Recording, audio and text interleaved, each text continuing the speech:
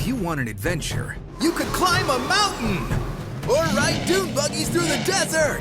Or you could just head to your neighborhood Zaxby's. Introducing the Smokehouse Cheddar Barbecue and Southwest Chipotle Filet Sandwich Meals. They're brand new and they'll take your taste buds to wild and exciting new places.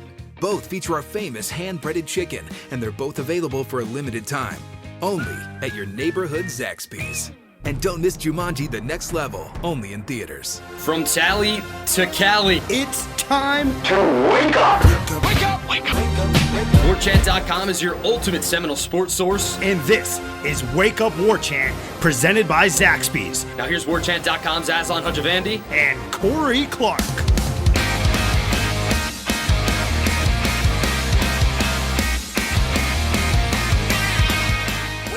What's up, everybody? Welcome on into Wake Up Warchant, presented by Zaxby's. I'm Aslan. He's Corey Clark. We work for Warchant.com. Use their promo code Warchant30. Gets you 30 free days of access to the ultimate Seminoles sports source. And this has got to be the day, Corey. Friday. It feels right. I think I'm finally... It's not that I'm dragging my feet. It's not that I'm scared. Like, I'm excited. I can't wait to go to Zaxby's and try out these new delicious additions to the seasonal menu. But, you know, just with the nature of covering this team in the morning, recording taking naps, trying to get to the gym, it's tough to fit Zaxby's in your life, but I have to prioritize, and that starts now. It starts today. Well, man, you've been talking about it for so long. I think we're ready for you to actually do it. Quit with all the talk and actually come through one time. And we're ready for this team to start delivering. Speaking of talk, man, lots going on the message boards. Like, I don't want to talk about this stuff because then it emboldens people, but then you feel like, well, we should probably make mention of it. We're going to get to the rest of these questions that we didn't get to yesterday on the Renegade Express. We're also going to do the over-under, maybe give away some T-shirts, give away some free Zaxby's. Sadly, none of it will be the delicious seasonal food that's being offered, just some of the great staples, the salad or 5 free chicken fingers. And the thing is, I keep tagging everybody in these things. I got to chase people down. They're like, oh, hey, I didn't see this. Yeah, I'll definitely take the free food. Mail it here. And I'm like, well, how about you pay attention when I tag you in the message board? But that's just me complaining. I'll stop doing that. But, sure. Corey, man, somebody sent us an email, nearly 2,000 words. I copied and pasted it into a Word document. It comes out to 1,855 words. It's 2.5 pages, single-spaced. And I think the gist of it pretty much is, get off Willie's back, look at what's been happening here the last few weeks compared to last year.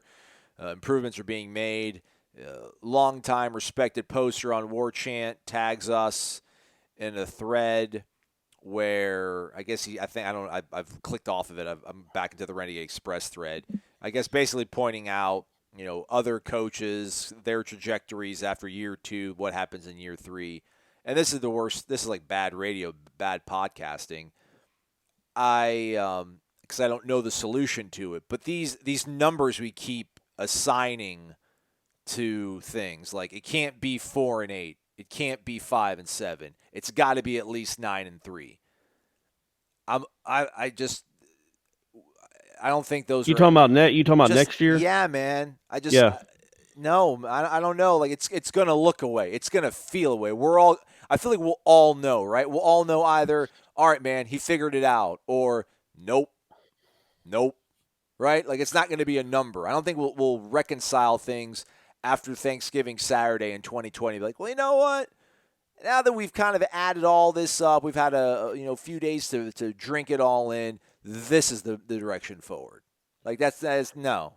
I understand they want to talk about that stuff. It's awesome. It's great to see people so passionate about things. I can't be pulled into it anymore, man. It's going to be my eyes, man. My eyes and my gut's going to tell me all I need to know. Yeah, and I think that's where we're both at. Is like, yeah, they do look better. They are better than they were last year, but we have to remember what we're judging it by. Like, it was a complete abject horror show last year. He said as much on his Thursday press conference when Ira was asking him about the running offense being better.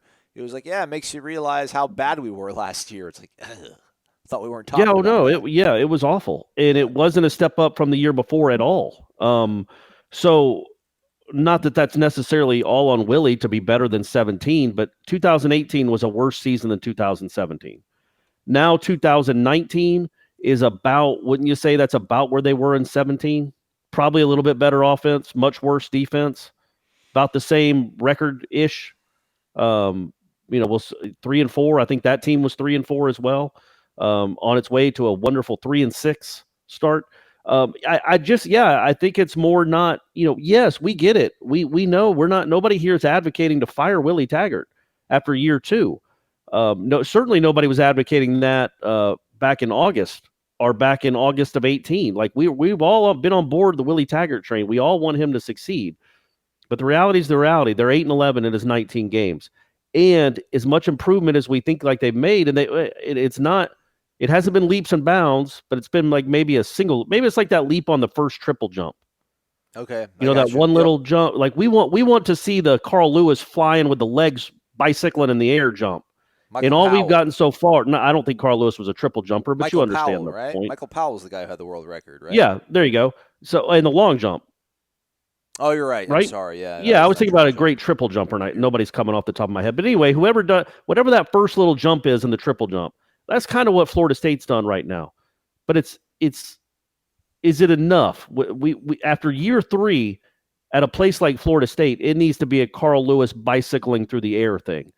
And I guess my issue with where this program is moving forward, and I'm sure we'll talk about it more this show and the rest of the month and year, is I just worry about next year being worse than this year. That's not saying it will be. They might have a better quarterback. The offensive line might be much improved. Those are big deals. But you are losing some very good players off this year's team, and you're not replacing it with a great roster. So that's what leads me to believe that I don't see, as much as people take off in year 3, like Jimbo took off in year 3, and you can look to this coach and said he took off in year 3. Well, Jimbo had loaded his roster with NFL draft picks, 20 of them, 25 of them. In the course of 2 and 3 recruiting classes, he had loaded his roster with 25, 26, 28 NFL draft picks, including a Heisman winner. Florida State hadn't done that.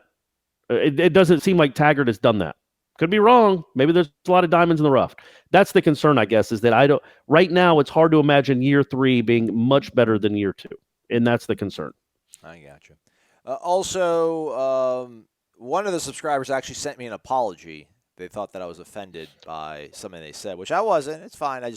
I'm not the uplifting positive guy in a lot of situations, and I don't want to bring anybody down. But it's just I'm giving you my outlook on things. I'm just sharing my opinion on things. Some of it's educated, some of it's not. So yeah, we're all happy family here. Just don't let me get you down, and if I do get you down, figure out a way to not let me get you down, because I'm not going to let you guys. But keep listening. Yeah, absolutely. And anybody that's passionate enough to send an 1,800-word email. We appreciate that, for real. We do. Doesn't mean we're going to read it all. You clearly didn't read it at all then. No. And I can be called an idiot. I can be called a grotesque human being, that I hate Willie Taggart. Whatever's in the email, you don't have to tell me. There's a reason I didn't read it. I got the vibe pretty early. But somebody's listening. Yeah. We care enough. That's cool. You're listening. You care. And that's just it, man. We all care about Florida State football. Some for our livelihoods, some for just our fandom for decades. We all want the best for Florida State football, but we're also allowed to give our honest opinion. Doesn't mean it's fact; it's an opinion. And my opinion right now is I'm worried to death about 2020, because I don't see. I just don't see the greatness on the horizon. That's dramatic. You're not worried to death. You've got concerns. Sorry, yeah, worried to death isn't the right. I'm worried for Willie's future, because I don't see 2020 being that Carl Lewis-like leap through the air. There we go. All right, back to he's going to need it to be. He definitely needs it to be that, right? Absolutely. It can't just be the second little triple jump, the second of the 3 triple jumps. It's got to be we're just running straight down the runway and we're taking off. It can't be another little tiny leap. Here we go. Back to the questions. Guys like Dr. Noel helping us get our job done in an efficient manner. He doesn't have a question. He just simply says, sadly, I don't even know what to ask. ATL Noel 82. Gentlemen, wake up. How many more losses will it take for schools like Bama, Oklahoma, Ohio State to start paying us $1 million to come play them as a cupcake game before rivalry weekend? This could help our revenue problem, right? Keep it 5-star, fellas, as always. Never. It'll No, never no, happen. that is not happening. Noel Holla follows up with, that is all. Nothing to even add. Appreciate you, friend. Eskimo Randy, good morning, fellas. Keep hearing that the major downside of getting rid of the staff is the buyout. Why can't FSU just Bobby Bonilla this thing and pay Taggart a couple $1,000s every year between now and 2060? Also, if a current assistant coach had to take over as interim head coach for a year, who would you want? Well, this obviously came down earlier in the week before I unleashed my Odell plan that Corey was like, nah, bro, ain't happening. They can't Bonilla him because it's the way the contract is, although Ira was saying on the video that's up on Warchant with he and Gene, I think either he or Gene was saying that even when these contracts stipulate things where in Taggart's contract the language says that, he's owed 85% if he's fired without cause, over the remaining term of his contract, which means, until, he signed a 6-year deal in 2017, so 2022 or whatever. But sometimes, they'll take less and they'll get it paid over a shorter amount of time, or maybe they'll be able to the lottery, right? Yeah. You can get the annuity or you can just get a lump sum. There you go. Exactly. So, but it's still, man, it's a lot of money. That's a lot of money that we need to be cognizant of, especially when this university is doing every little bit to cut costs on other manners to keep this thing afloat. That even if, your 4 horsemen, of the Seminole apocalypse show up and hey, man, here's the money, do it. I still think you'd have to be guys, let's just at least give them another year, because I'd hate to take this money when we have all other sorts of sports worried about X, Y, and Z, and we're just going to be yeah, we just, dump $20 million to fix football, as we also get ready to finish up their $60 million football-only facility. Which, by the way, when they're going to break ground on that, I want to start seeing some shovels going into the dirt, man. I think it's after the season, right? Isn't that the plan? Is as soon as practice is over for the Florida game? I think maybe the Monday after the Florida game. Okay. Because I think I read that. I could be completely wrong, but I think I read it's not like they're assuming they're not going to a bowl. It's just that they would go practice on the intramural fields, I think, and they're planning to break ground immediately after the regular season, I think. Okay. But again, that could be. I'm 25% sure of that at best. Oh, thanks for that one, Corey. We know. Yeah, so there's a little tidbit for everyone. Okay, let's see here. We kind of answered this question yesterday, but it's Captain D_63, and he's the longtime poster. We'll read it. Let's see here. Wake up, fellas. Browse was brought in to run the offense. He's paid over $1 million to run the offense. First part of the season, the offense puts up yards and points. According to a couple different outlets, they say Taggart's having his hand in the play calling, which we know from last year's play calling skills are not good. My question is both of you. If we were paying a coach this much money to coach our quarterbacks and to run the offense, why is Taggart letting him do his job? Why won't he let him do his job and stay out of the way and trust the process? If you trust it enough to hire him, why not trust him enough to run your offense? Which is fair, but I don't think that's the case right now. I don't know how much of it's – and that's actually kind of a follow-up. I was listening to our podcast from yesterday for a little bit, Corey, and what a weirdo. You listened to it afterwards? I know. I was doing something, and it just kind of – I hit play to make sure it was the right episode, and I stepped away for a minute, so it just kept playing.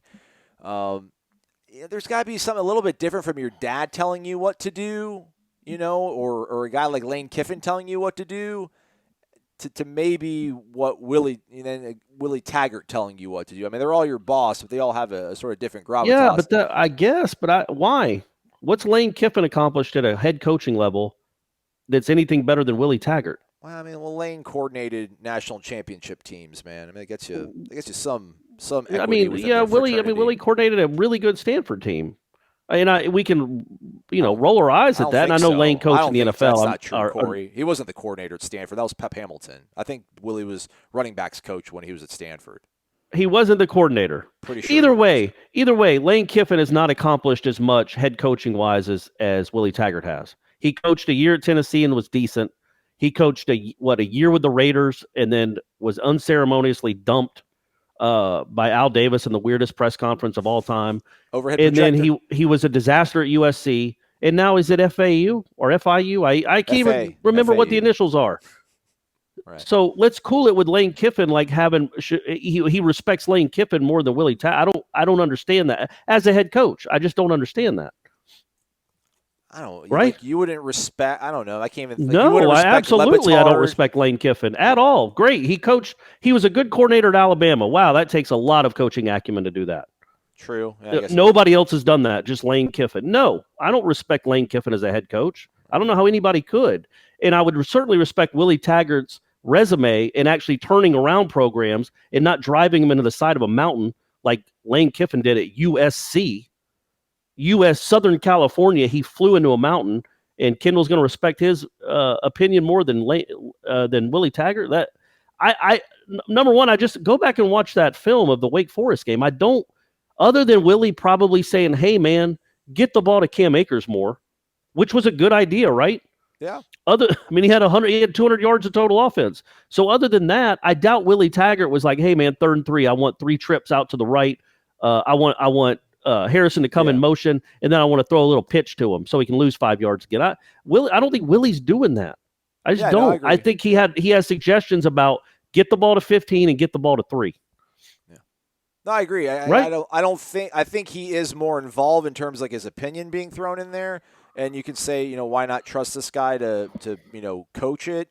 You paid him all this money, but at the same time, like your job's on the line too. You kind of have to get your hands dirty at times. I think he was legitimately mad about the Clemson game, and he should be. But just the fact that Akers had that few of touches, that they threw the ball 3 times to Terry, I think he was like genuinely upset about how bad they were on offense, and they were horrible on offense. And I don't think Willie decided to take the reins. Not that he didn't take the reins, period. But I don't think even if he's suggesting more, I don't think it happened before the Clemson game. I think he saw that first half of the Clemson game, was like, what was that, man? That's ridiculous. This is my team.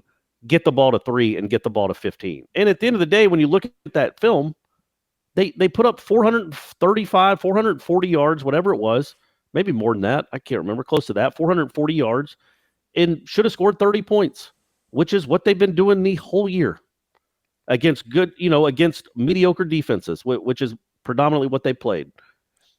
B. Steiner, 36. I so badly wanted Willie to succeed. Looks like it's not going the way I want it to.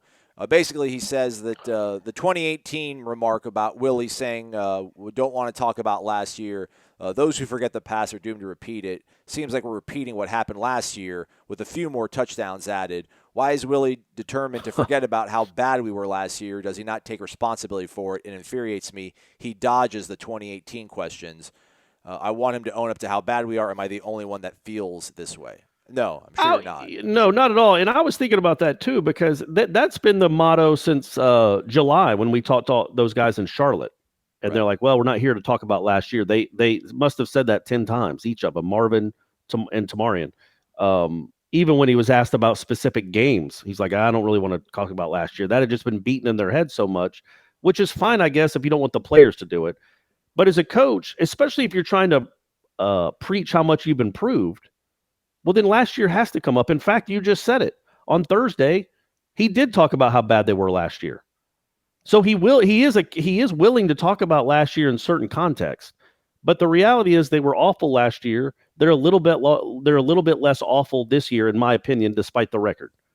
But I think you can't have amnesia about what happened last year. And I know you just want to flush it, but I don't necessarily think that was the right tact for Taggart to take from August on. I just don't. I think you own up to what happened last year, and you say that's never going to happen again. Not we don't talk about it. Yeah. Just more like we're never going to be that bad again. And I think you can do that and still hearken back to how ugly it was and how much more you've improved. Although again, you're 3-4. Intrepid student reporter, I identified him. His name is Luke, and he also asked Willie about does last year's result, losing the Clemson 30-7, does it give extra sort of motivation? And Willie was like, it's Syracuse. We want to win the game. That's what gives Syracuse. us motivation. You mean you said Clemson? Sorry, Syracuse 37. Yeah, it was just like it's Syracuse, and that's what has our attention, and we want to win. It's homecoming. So yeah, he didn't want to go down the path on that question, but then later did. So that's his prerogative. Seminole 0216. Wake up! First time posting. I should start off by saying I'm from Bradenton, Florida, home of the great Willie Taggart and Dominique Rogers-Cromartie. Do you guys think we're about to see record low attendance for the Syracuse game? Can't help but wonder why Taggart wouldn't try to challenge the fans, especially with Michael Langston saying these are huge recruiting weekends. What are your thoughts? Love the show. It's homecoming. It can't be record low. It won't be. I think it'll be a nice little pop. It's homecoming, man. I think it'll. I mean, I don't know what the weather's supposed to be. I would think 60,000 maybe at the most you're going to get for that game. Yeah, announced. But I wonder. What was the first part? Oh, about challenging the fans. Man, I just you gotta take your shots. You gotta be I don't know, a little more risk averse than just challenging fans when you're 3-4. That's not a good look at all. And I get what you're saying. But hey, you know what I say about Florida State fans? You got to be self-motivated anyway. You don't need your head coach, certainly not an 8-11 head coach, telling you to go watch your football team. Go watch your football team if you want to. You know what I mean? Like I don't think that would do anything at all for Willie Taggart in his relationship, which is tenuous at best right now with this fan base, to then challenge them to put their butts in the seats. Not when you're coming off what he's coming off with these 2 losses. That's like he said it. When did he say it? After the Louisville game, he said something like, "Hey, we appreciate the fans that were there. Tell your friends to come out next time too." Whatever he made that joke after one of the games. Yeah, maybe the NC State game. I think he makes a point when it's a good, not a large crowd, but a pretty good crowd. He makes a point of always complimenting the fans and then saying, "Hey, if more of you guys want to come out, have at it."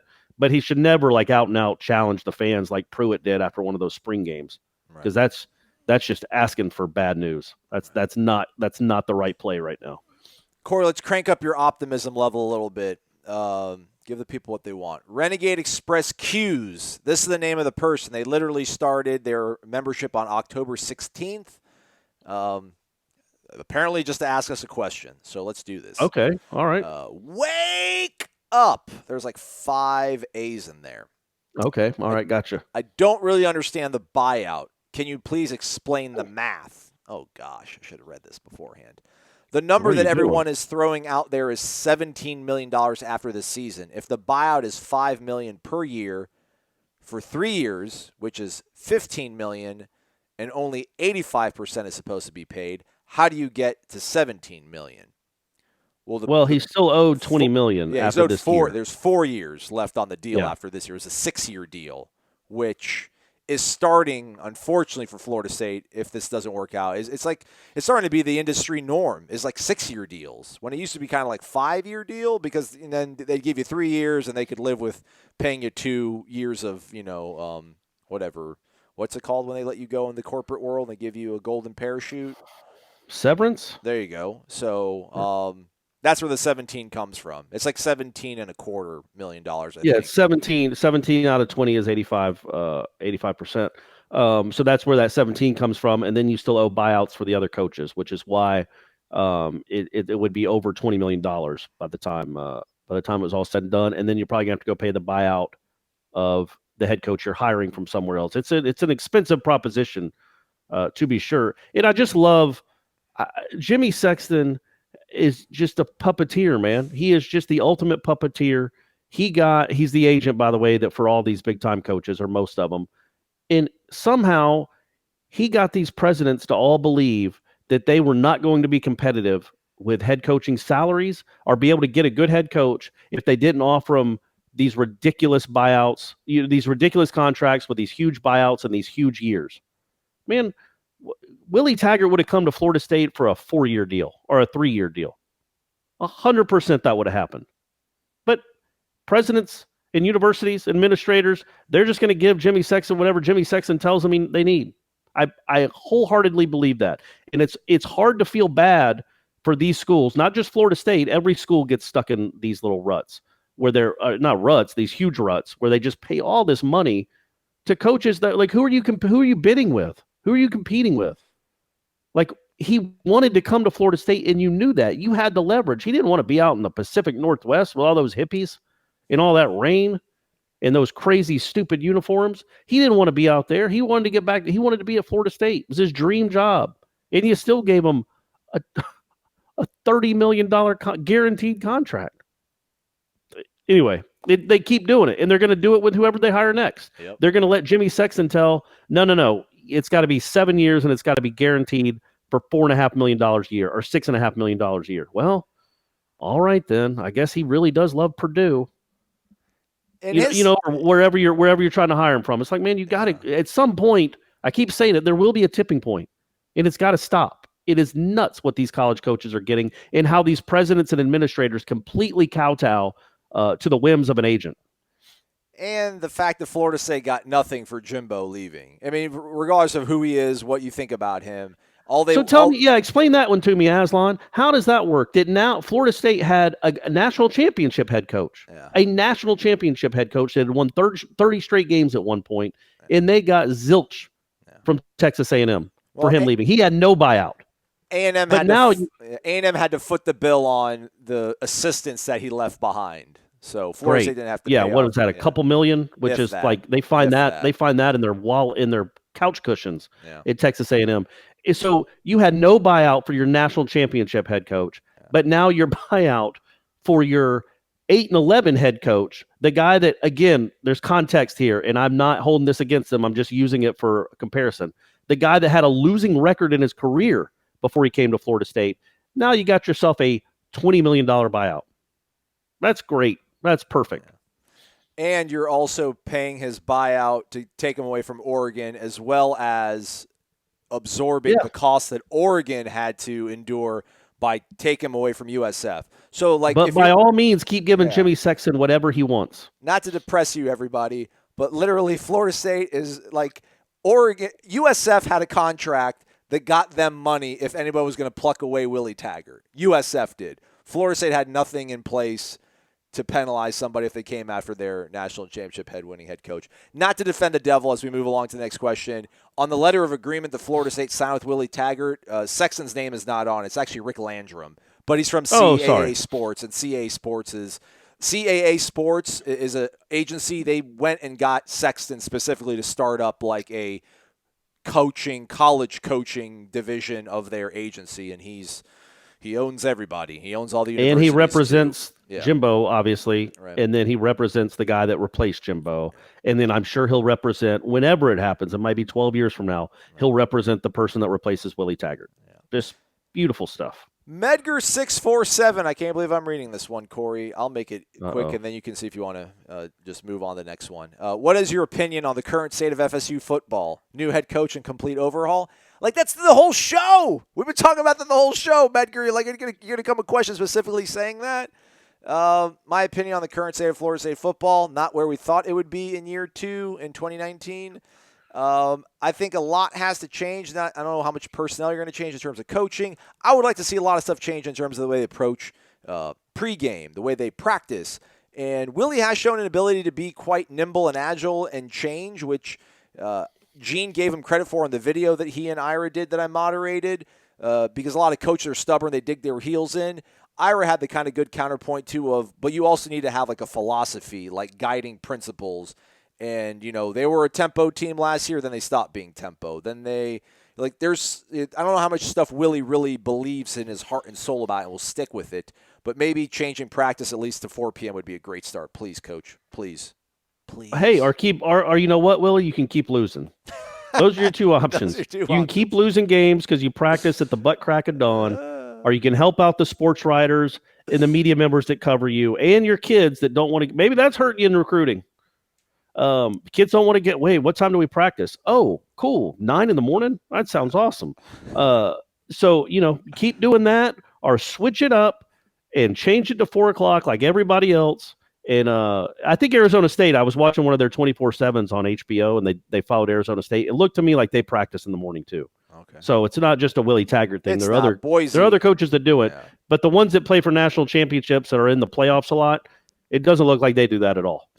Benzo's on Saturday. Corey, Aslan, not including first-year or interim guys, can you name 3 current head coaches that Willie Taggart is better than in the Power 5 level? Actually, no, I'm sorry, I read it wrong. I try to be nice about it because it's a mean question. Can you name 3 worse current head coaches than Willie Taggart? It's a serious question. If you guys can, name them. What, in the Power 5, he said? Yeah, that are worse. Yeah, we're not going to play that game. He's 19 games in. It's a rough 19 games. He's first year. Well, the guy that got rid of at Rutgers, he's better than him. So yeah, that's right.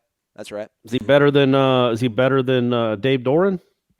He just beat him by 18 points. beat Scott. But Scott Satterfield's a first-year coach, so he can't say Scotty. Somebody in the Pac-12's probably been there for a few years that he's better than. He's probably better than Chip Clay Kelly. Helton. Is he better than Chip Kelly? I'll call it What's a push. UCLA 1-7? Yeah. I'll call it a push. Scott Frost. What's his record in Nebraska since he got there? Yeah, there's a pos. There's Corey's turning the corner. There we go. Just saying. Georgia 20K_Nole. Wake up. Is there any possibility, I think he's trying to say, or she is trying to say, possibility that we get Hornibrook back at quarterback? He is not great, but more accurate and more confident with the reads. I will trade a sack now and again for completed wide open swing passes. I don't know, man. I think if what James was your stays vibe on healthy, Thursday, Aslan, when he was asked about it? Well, at the end of it, Ira was kind of like, all right, well, if no one's going to ask him, I'll ask him. What's going on? Do you know who the quarterback's going to be? He's like, oh, I know. Y'all won't know until Saturday, though.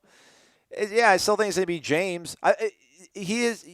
What we saw from DeAndre wasn't really good, and I think there was a point where everyone was like, well, let's just see what the guy behind him has, and they never took that tack. They never took that route. I don't.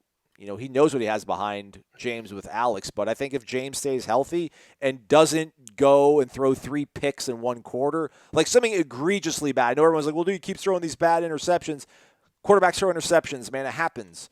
And I'm not trying to defend James away here, but I think that's kind of the way Willie's mentality is. It has to be something really egregiously bad that's totally dooming this team or injury that's going to make him lose the job. Yeah, probably. And James, I think he threw that awful interception in the second quarter of that game, maybe. And then he had maybe his best player of the year a drive or two later when he made that scramble and hit Akers. So one interception doesn't mean you're having an awful game or you need to be pulled. So you can't go into a game like that. If James throws his third pass of the game is a pick, I don't think you're just like, all right, that's done. It would have to be like, remember the great Golson-McGuire battle of 2015. Golson had a game against someone where he was just abysmal.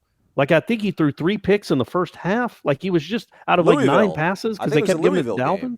I think it was the Louisville game. Yeah, it might have been. Was it Lamar Jackson's freshman year, maybe, or NC State? One of those two nondescript teams. And then McGuire comes in and saves the day and throws for a bunch of yards. And then he's starting the next week at Clemson. So it would have to probably take something like that for whoever starts, really. Even if it is Hornibrook, you wouldn't take Hornibrook out after a couple fruitless drives. It has to be something egregious to pull your starter now. I was trying to find out which game it is. I'll read this question and then I'll see if I can confirm what game. I think Louisville's right, buddy. That sounds right to me. It could have been NC State though.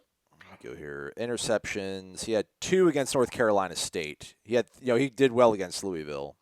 So it was the NC State game. Then McGuire came in. Yeah. Look at you, Corey. Obviously, always. I did it. Always. R. Walling. How Dalvin doing that game? I don't have that. I don't have I just Googled Everett Golson game log, not the actual box score. Okay. All right. That's one way to do it. Yeah. More than one way to skin a cat. R. Walling, maybe a potential interview question for the administration during an upcoming coaching hire. What's your favorite movie? If anyone says one of the Bad Boys series, we end the interview right then and there. In hindsight, that may have been very telling. When you get them next week, can you ask Browse and Barnett what their favorite movies are? If you can somehow smoothly fit that in, it'll definitely show off your skills. Can't wait to hear the responses. Love the show, men. Rob. We'll try. It's funny that he says that because obviously that's not how you judge a hire by their movie preferences. But I do remember Willie saying that. I think he might have said Bad Boys 2. He did, yeah. And I'm like, oh no. Oh boy. We gotta start watching more. I know you're a busy football coach. That might have been the last movie he saw in the theater. It might have been on a date with his wife when she was still his girlfriend. Yeah. I don't know, but that's not the best answer. It's not even the best Bad Boys. Yeah. Souza_ZP. Wake up! Even after how these past 7 games have gone, somehow I still hold on to hope as I've done these past few years on the downward path. I'm forever Team JB and would love to see the old Slim get back to slinging the rock to 15. But just like any bad relationship, you keep holding on to hope until it runs out or you find something or someone better. I hope Taggart gets this smoothed out soon so we can #win out, finish 8-4. Also, keep interviewing Ryan Roberts, please. That guy speaks well of the team and his teammates always. Keep it up, guys. P.S. Can you take Venmo or Cash App for a Zaxby's Warchant shirt? West Coast Life, unfortunately, no Zaxby's for 503 miles. 5 stars, as always. Now, I'm not going to charge you for the shirt. Just put your over-under picks in here in a few minutes as we wind down on the remaining questions, and just crush it on the over-under, and we'll get you a T-shirt, man. Simple out. You send me $45 in cash right now, and yeah, I'll get you a shirt. Oh, man. Here's somebody giving us an anecdotal story about they attended Willie's specialist camps with a friend who was kicking, and they got a chance to talk to Willie, Kendall, and Harlan in pretty good depth and let them know I still had faith in their vision after the tough season last year. I hope this season can still be salvaged because I really like Willie, but wins obviously have to matter. Harlan told me the difference in the defense this year would be increased depth at DB, and that through being able to substitute more often, he felt like this was going to be the best defense he had ever coached. Why do you guys think our defensive backs over these last 2 years refuse to turn around? It seems like oftentimes they're in good positions to make plays, but when you won't turn around and there's a D1 athlete on the other side who is usually going to catch the ball, as we have seen. Is this how it's taught, or are we just actually that naive to turn around and thus generate more pass breakups and turnovers? Well, I know how it was taught under Mickey Andrews was if the person had a step on you, you did not turn around. You caught up to them. You didn't turn around until you were even with them. In phase.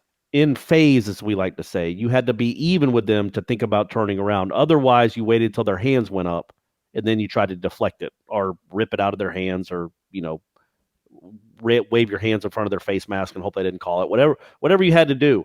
But I know that's how Mickey Andrews taught it, and his cornerbacks always made plays. He also had some really good ones. And he was, T-Buck wasn't exactly, and the guys in the 90s, when they were playing ACC receivers, they weren't, other than like Torrey Holt, they weren't going up against the best, really awesome athletes, you'd say. I think Jimbo's right in the sense that 7-on-7, every school has pretty ridiculous receivers. Maybe not Virginia. They have that one kid. But most schools have guys that are pretty impressive athletes, man. All these ACC schools do. Hey, Wake Forest, look who they got. That dude's a machine. So I think it's different. It's obviously a different game than it was when Mickey was teaching it back in the Dynasty days. But yeah, that's been a lingering theme throughout these last 2 seasons. 2 seasons really, is the corners seem like they're there, and they just won't make plays. They just don't. And a couple one of the Surratt catches was just a great catch. Like he went up and snatched the crap out of it. I mean, I think Asante, maybe it was Stanford, was right there and had his, went up with his hands, and he just ripped it out of his hands. That's sometimes they're going to make plays on you because they're really good out there. Just watch the highlights. Any team that scores a passing touchdown, usually the defensive back has their back turned to him. I mean, it's the way most places coach. I don't know if it's a confidence thing where these guys still don't even trust themselves to turn around when they are even with guys, but it's like if you turn around, you're obviously going to lose even another step. So at that point, your only hope is to lunge up and try to go take Cody a la 99 or 98, whatever game it was where he had that great photo pass breakup. But then if you whiff on that, you look bad, and then you whiffed on it, and you just got burnt. So it's like the whole posterization culture in the NBA now. Like guys just start getting out of the way. Like, go ahead, dunk. I don't want to be in the way. It's like, all right, man, I'm gonna keep running and avoid looking even worse. I'm gonna try to do something out of spite, kind of to stop them. And I didn't think the corners were bad on Saturday. I thought Asante was pretty darn good for most of the game, and I really didn't even have that big a problem with Stanford. I mean, I know he gave up some catches there early, some big ones, but he looked to me like he was competing and trying. And then, I know we can scoff at it, but after the first 20 minutes, that dude only had 2 catches for 20 yards the rest of the way. Now he had 5 for 150 in the first 20 minutes, but still, we take our wins when we can get them. And I just thought Wake Forest guys there were a couple plays in the third quarter and the fourth quarter where I thought their receivers just made some really great plays. Yeah, the guy went up. That Hinton kid had that one-handed catch where he went up and got it. So, yeah, and you don't see that a lot from the Florida State guys yet. You've seen some of them. DJ had a great win in the go-ahead score against Louisville. Tamarian's had a few. where he just goes up and gets them. But those guys were just making some of them were just really good catches by some pretty talented receivers. So weirdly, I did think they played better in that game, certainly than they did against Clemson, and really even a few games before that. Last one, JDDA Noel. Good morning. Listen to you guys every day. Thank you, by the way. Appreciate that. Just a thought. You should give away a T-shirt for best question of the week. Absolutely, Aslan. I agree with that 100%. What if it's not a question? But say that we want it to be a question, right? Like I think R. Wallings asked the administrator's favorite movie to coaching candidates is the best post. But it's not a question. Anyway. Yeah, you're right. Maybe just the best post, but we encourage questions. Yeah. We don't want this to be. But yeah, I would say that was probably the winner this week if you want to give him a T-shirt. I don't want this to be headlines part 2 when we're talking about squirrels and inside jokes all the time. So. What, you got something against headlines? Really popular show? You don't want to be like headlines? Oh, okay. I see how it is. I wish I could pull those numbers. Here we go. I heard an interview with Pat Narduzzi on the ACC Morning Show. He was asked how he gets his team up every week. His response was, working with 2- and 3-star players, they are easier to motivate than the 5-star players. Do you think Willie's style of coaching does not motivate our current players? At USF and Western Kentucky, he dealt with mostly 2- and 3-star players. Is there a difference? That's something I had pondered before. I don't think it's not that his style doesn't motivate this caliber or this breed of player at a place like Florida State. I do think when you're at USF and you're a kid from Orlando, you're a kid from Apopka, you're a kid from Hollandale Beach or something like that, and your offers are, Iowa State, Akron, and USF, and you can stay in the state of Florida, and then you go play for this coach that keeps things pretty loose and fun and exciting and high flying. There's a certain sort of buy-in or maybe just appreciation for like, man, I'm happy to be here and like I really appreciate this opportunity. Whereas guys that here at Florida State, like they got the Seminole head tattooed on them. They love being here, but like, man, they could have been anywhere they wanted to be. Marvin Wilson could have picked his school. Not that he's a guy that doesn't play his ass off, but I do think there's something about the sort of the bond that Willie probably engendered at a smaller school, dealing with guys that had chips on their shoulder, just kind of being like a lifeline. Like, hey, man, like your options were either to go play at Cincinnati or all these far-fetched places, but you're in Tampa, pretty cool town, playing in a pretty nice stadium, and I'm a pretty cool guy to play for. And I think you're able to probably squeeze a lot more out of guys in that sort of sense. And they were playing guys from UConn and Tulsa that probably aren't composed of the kind of guys that the third best guy in Florida on his football team is a lot better than the best guy on his football team in a state like Connecticut or Massachusetts. Also, you lost me at Tampa is a pretty cool town. Easy. I mean, it's got some, just saying Dale Mabry, who would ever want to be on that road. Yeah, man, I don't know. That's hard to say. I think there might be something to that. I think a lot of it is that he didn't recruit half these guys. They're not his guys. And when you do go to a place like Florida State, obviously you're not used to coaching this kind of talent. And they are different. They are different kids. A kid that signs with Florida State over Alabama, Clemson, and Florida is different, like you said, than a kid at South Florida that signed over UConn and Tulsa and UAB. It's a whole different type of kid. He's been probably raised differently over the last 3 or 4 years, ever since he's been a dominant athlete, and he's used to being the center of attention because of all the recruiting rankings and the recruiting guys that call him and yada, yada. Everybody cared about where he was going to school. Nobody at South Florida, nobody cared where they were going to school. There weren't reporters at his commitment ceremony. So, but I think by and large, I think it's just, man, you've got to get kids to buy in one way or the other, whether they're 5 stars or 3 stars. You get them to buy in. I don't believe that Narduzzi would be like, no, I don't want the number 2 player in the country. No, I don't want him here. Right. He's going to be too hard to motivate. Yeah. No, man. Jameis Winston wasn't hard to motivate. LaMarcus Joyner wasn't hard to motivate. That's all about, to me anyway, that's all about evaluation and recruit. When you do the recruiting process, you can tell what kids are self-motivated. It's okay. This kid is entitled. He wants to come in right away and play. He thinks he's better than everyone, and he doesn't seem to be that hard a worker, no matter all the great talent. And I'll think to somebody like Funky Fred. Fred Rouse. Man, come on, man. Nobody had more talent than that guy. He was as talented as they come, but you also knew you knew during the recruiting process, okay, that's going to be a real challenge. Now, that doesn't mean you don't recruit a kid that's 7 minutes from your campus, but those kids are different than a Keyshawn Helton. And you got to start finding Keyshawn Heltons. You know, that's what it comes to me. Like, I don't think you need to start recruiting 2 or 3 star guys. I don't mean Keyshawn Helton in that light. I mean, like Amari Gaynor. He seems like a pretty self-motivated kid, doesn't he? Yeah. He's a 4-star kid. Yeah. Find those guys, man. There are plenty of them out there. And 2 stars might be easier to coach, but that doesn't mean they're easier to win with. Otherwise, Pitt would be not losing 4 and 5 games every year. And Boston College would be better than they are. That's all they get. So that's not the route you want to take. But I do see maybe how you might think there's a disconnect between Willie and these 4 and 5 star kids. But I think mainly it's just because they weren't his kids. And there's probably a pretty good chance, man. They're 8-11 these last 2 years. There's probably a pretty good chance that the kids in that locker room still haven't bought into Willie Taggart. They might be. I don't think they're like the fan base. I don't think they've jumped out. I'm not saying that, but you could understand if they were still skeptical after what they've seen the last 19 games. And that's a big challenge. That's a big mountain to climb. Let's take a break. Over/under coming up right here. Wake Up Warchant.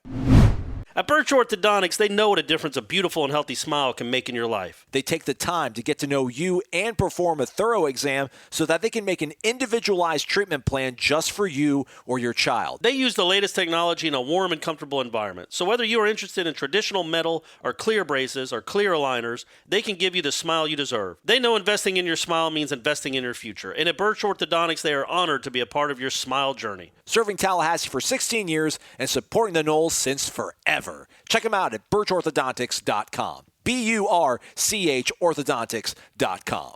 Welcome back. It's Wake Up Warchant presented by Zaxby's. Let's get to the over-unders. I meant to actually go back and listen to last week's picks to see whether or not I accurately had us down for the over-under on the total points scored. But as of now, I went ahead and bumped you up to 3-3 last week. I went 5-1. We are now all square heading into a pivotal Week 8 homecoming. Also, folks, don't forget Saw Talk going down 90 minutes before kickoff. Chris Hope, who's on the show earlier, we got a lot of good feedback on that interview. We appreciate it. Chris is a really good dude, obviously, as you can tell. He and Peter Warwick, part of this 20th anniversary celebration of that 1999 Wire-to-Wire championship. Check that out. Hopefully the weather holds off nicely. Should be a great little crisp fall day. Just savor being a Florida State fan. This is the time to do so. The over-under comes to us from our friends at the Williams Sportsbook in Tallahassee, Florida. First one, Florida State sacking Syracuse quarterbacks. The amount of sacks FSU has on Syracuse quarterbacks, who we don't know of the recording of this, whether it's going to be Tommy DeVito or his backup. 3.5. Man, that's a big number. I'm gonna take the under on that. Yeah, me too. Under. Okay. Especially if it's the other kid. I think the other kid's a runner. Okay. Tamorian Terry touchdowns, 1.5. And it doesn't say receiving. It could be any. They could maybe get him on an end around, or you never know. A wild Tam. There you go. I'm gonna say under. I think he's got 6 touchdowns and he scored 1 touchdown in 6 games. So that's kind of his MO is his modus operandi, as I like to say. So I think he's going to score 1 touchdown, just like he typically does. Well, I think the Williams Sportsbook's trying. I'm gonna bite. I'm gonna take the bait on that one. I think he dropped passes last week, so he's going to come out extra motivated. So I think maybe he finally does get a multi-touchdown game. That'd be kind of cool. Okay. Cam Akers rushing yards, 95. Over. Ooh. Do they have a good run defense or something? No, they have a good pass defense. But if I'm going to have Tamorian Terry, I got to take it over. I got to at least hedge you there. I got to shade you. Cam 95. Yeah, I got to hang in this one, man. There's a lot on the line. Tommy Motton, punting average, 40.5. What's that about, Gene? That kid's what was his average last week? I thought he hit some good ones. I'm going to say over. Yeah, same here, man. 40.5. Give our guy some respect. Don't disrespect Tommy Martin like that. Oh, T-Bone's going to average 47. I like this one. Here's the hook. 51,001. The attendance. Over, under. Over. It's homecoming. There's no way it's going to be 50,000. I think it's going to be 8,000 more than that at least. They did announce 40-something for one of these games earlier this year, didn't they? Maybe the Louisiana Monroe game?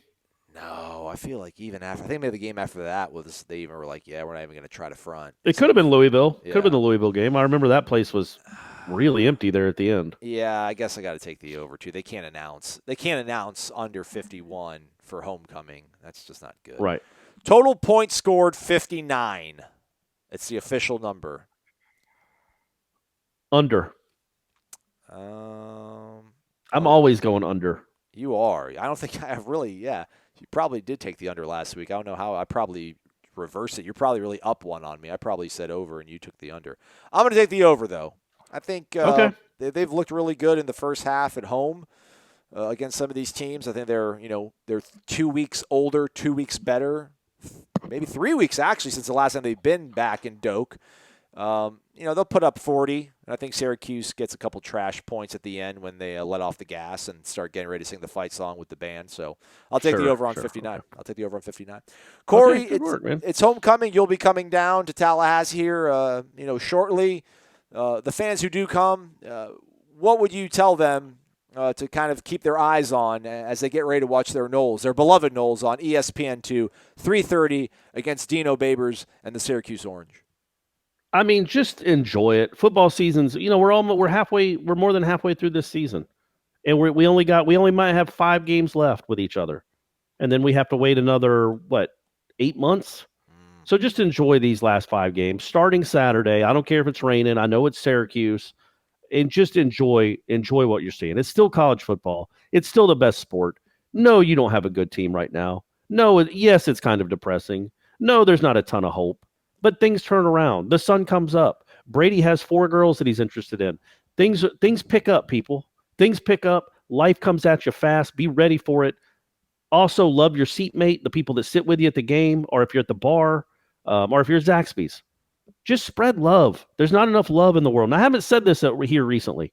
We need to love each other more than we do. As on that count, that's starting with you the most. Okay, you're right. Because you're just a prickly, hateful guy. And you got to get love in your heart. You've got to get love in your heart for take it out of Jimbo and put it in Willie, and watch this thing turn around and start flying high. That's all I'm saying. It's all I'm saying. And also, if they lose, go get drunk. Warchant.com is the ultimate inside source for FSU football and recruiting. And now you can get in on the action for free for an entire month. Warchant.com is offering a risk-free 30-day trial subscription. Get full access to the #1 website covering the Seminoles just by entering the promo code WARCHANT30. That's WARCHANT30. Sign up and get in on the world's most active FSU message boards. Receive breaking news, stories from our award-winning staff, plus get exclusive interviews and videos. Just enter the promo code WARCHANT30. Warchant.com, your ultimate Seminole sports source.